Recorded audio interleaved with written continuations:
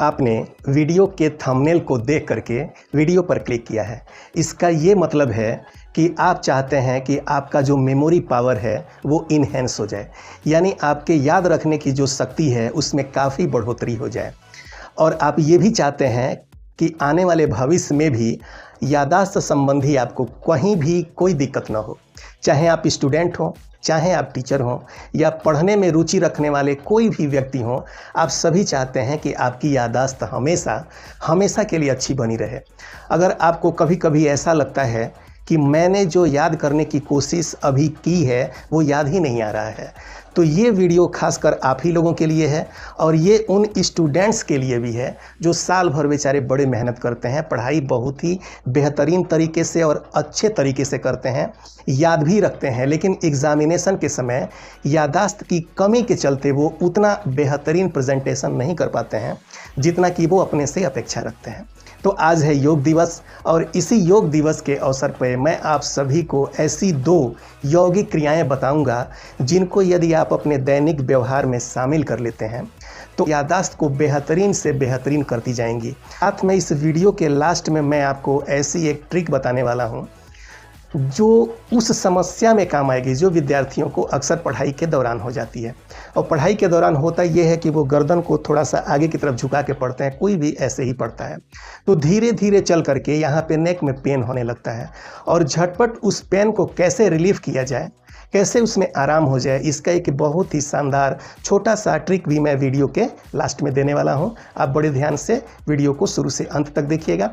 मैं हूं मधुकर मिश्र और एक बार फिर आप सभी का आपके अपने YouTube channel MMA to Z knowledge पर बहुत बहुत स्वागत करता हूं, अभिनंदन करता हूं। तो चलिए बिना देर किए हम उन 2 यौगिक क्रियाओं को सीखते हैं। सबसे पहले आपको क्या करना है, कभी कभी आपको ऐसा भी लग सकता है कि आप कुछ सोच रहे हैं और उतनी अच्छी आपकी बुद्धि नहीं खुल पा रही है। अंधविश्वास के तौर पे कुछ लोग कहते हैं कि बुद्धि को बांध दिया गया है, जबकि ऐसा कुछ नहीं है। मैं तो ऐसा नहीं मानता हूं, लेकिन यदि आपको ऐसा लगता है तो उस बुद्धि को ओपन करने के लिए, खुला रखने के लिए ये पहली यौगिक क्रिया है जिसको बड़े ध्यान से सीखिएगा। देखिए, सबसे पहले ये जो इंडेक्स फिंगर है, यानी इसको तर्जनी बोला जाता है, इस अंगुली को आप यहाँ पर माथे के बीच में, यहाँ पर ऐसे, देखिए मैं स्पेक्स को उतार लेता हूँ फिर बताता हूँ। यहाँ पे आपको ऐसे रखना है, ठीक है, यहाँ ऐसे रखिए। फिर एक लंबी गहरी सांस आपको लेनी है, कुछ इस तरह से। आपने लंबी गहरी सांस ले ली, फिर उसको ओम का उच्चारण करते हुए, म पे ज़्यादा जोर लगाते हुए और यहाँ जहाँ अपनी अंगुली रखी हुई है यहाँ थोड़ा सा प्रेशर दबाते हुए उच्चारण करना है। जैसे देखिए मैंने सांस ली, अब उच्चारण करना है आपको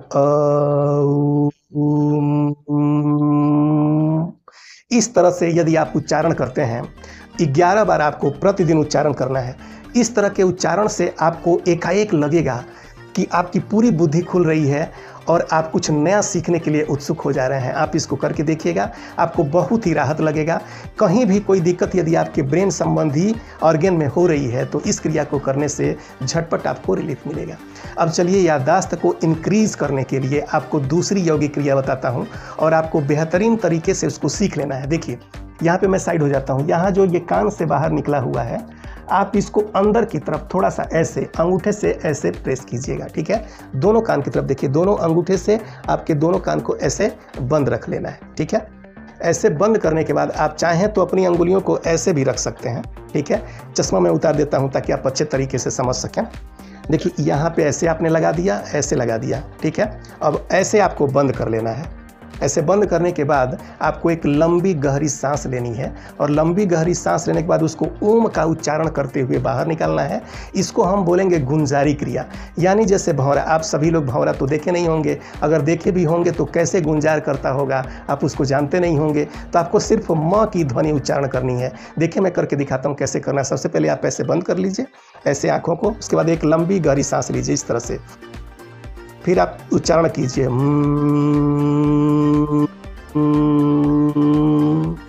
चलिए एक बार और करके देखते हैं कैसे करना है।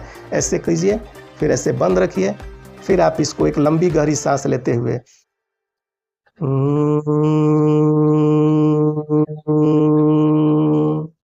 ऐसे करना है। अगर आपको इस तरह से करने में कोई दिक्कत हो रही है तो आप इस वाली पहली अंगुली को अपने कानों में ऐसे लगा सकते हैं और फिर सांस लेके जैसा मैंने गुंजाय किया है उस तरह से आपको गुंजन करना है। आप देखेंगे कि आपका ब्रेन जो है एकाएक बहुत अच्छा महसूस कर रहा है, उसमें ऑक्सीजन की आपूर्ति हो गई है।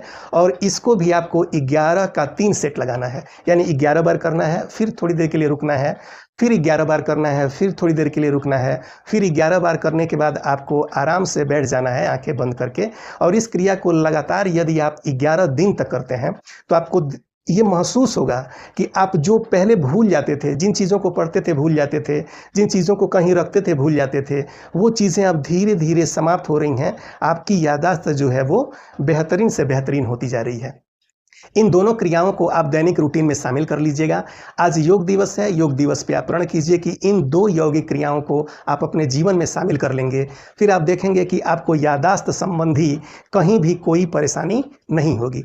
अब जैसा कि मैंने वीडियो के शुरू में आपको बताया हुआ था कि लास्ट में मैं आपको एक टिप दूंगा जिससे आप नेक में होने वाले पेन से झटपट छुटकारा पा जाएंगे। तो देखिए, इस पर यदि आप कहेंगे, हालांकि छोटा सा टिप है, अगर आप इस पर कहेंगे तो मैं एक पूरी वीडियो भी आपको बना करके दे दूंगा कि नेक पेन से कैसे छुटकारा पाया जाए। आप कमेंट बॉक्स में लिखेंगे तो मैं इस पर एक अलग से वीडियो पूरी बना के दे दूंगा। फिलहाल आप समझिए कि आप जब लगातार ऐसे गर्दन को झुका करके पढ़ाई कर रहे हैं तो यहाँ से जो मांसपेशियां हैं वो तनाव में आ जाती हैं। इन तनाव को रिलीज करने के लिए एक बहुत ही छोटा सा आप सीधे बैठ जाइए और अपनी गर्दन यहाँ ठुड्डी पे ये अंगुली रखिए और थोड़ा सा आप अपने चिन को टक कीजिए पीछे की तरफ। ऐसे देखिए, मैं यहाँ साइड से दिखा रहा हूँ, आप ऐसे किए हैं तो थोड़ा सा ऐसे आप पीछे की तरफ आइएगा, ऐसे, ठीक है। फिर आइए, फिर ऐसे। इससे होगा ये कि जो गर्दन आपकी झुकी हुई थी वो सीधी होगी और आपको बीच में, पढ़ाई के दौरान बीच में थोड़ा थोड़ा ब्रेक लेकर के इस क्रिया को ऐसे जब आप करेंगे तो ये जो मांसपेशियों का दर्द है इसमें फटाक से राहत होगा और आपका जो पोस्चर है बैठने का और खड़े होने का वो बिल्कुल सही होने लगेगा। तो ये थे छोटे छोटे कुछ उपाय, इनको आप दैनिक जीवन में अपना सकते हैं। अगर आप कहेंगे तो इस पर एक दूसरी बेहतरीन सारी क्रियाओं को बताते हुए मैं वीडियो बना दूंगा। आज का वीडियो आपको कैसा लगा कमेंट बॉक्स में लिखिएगा और साथ में यदि आपको अच्छा लगता है तो अपने दोस्तों के साथ इसे शेयर करना मत भूलिएगा। तो आज के लिए बस इतना ही। आप अपना बहुत ख्याल कीजिएगा। थैंक यू, धन्यवाद।